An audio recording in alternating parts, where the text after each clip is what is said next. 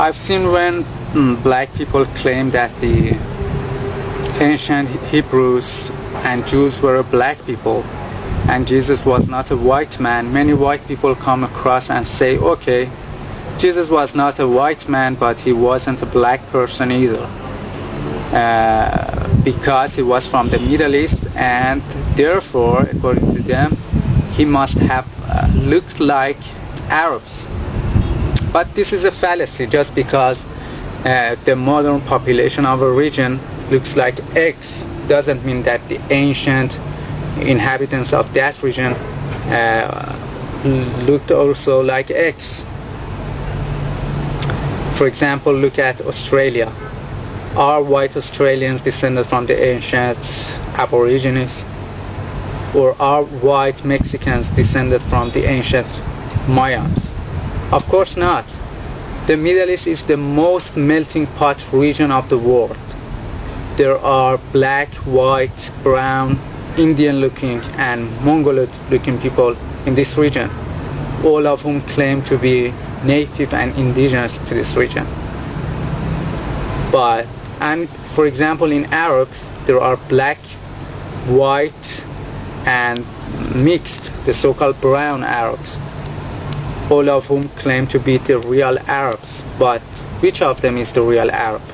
The black one, the white one, or the brown one?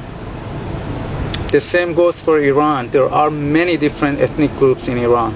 There are Mongoloid-looking Turkmens, there are Indian-looking Baluch, there are native blacks, there are white-looking Turks, there are mixed-looking Kurds and Lurs.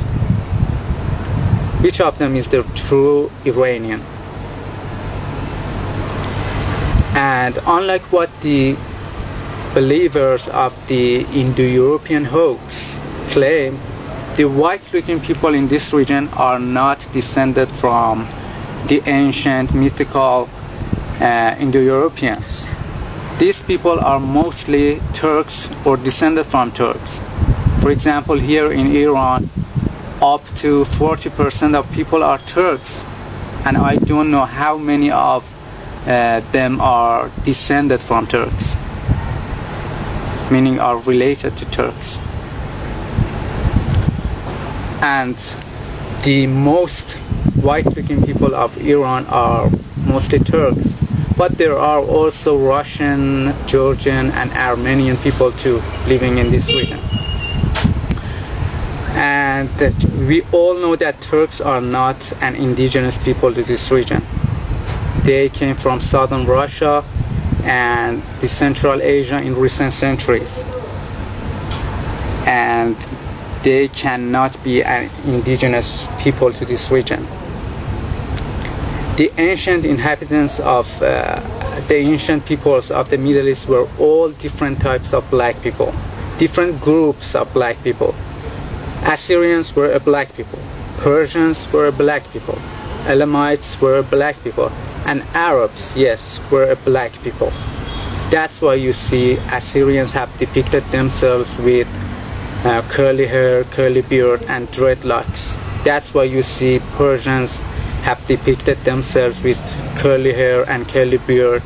And even there are many wall paintings found in Susa in which Persians have depicted themselves with black skin, have painted themselves with black skin. So therefore, Persians were black people, not a so-called Indo-European. So in your eyes, this land, the Holy Land, what they call Israel, Palestine, this is Africa. This is Africa.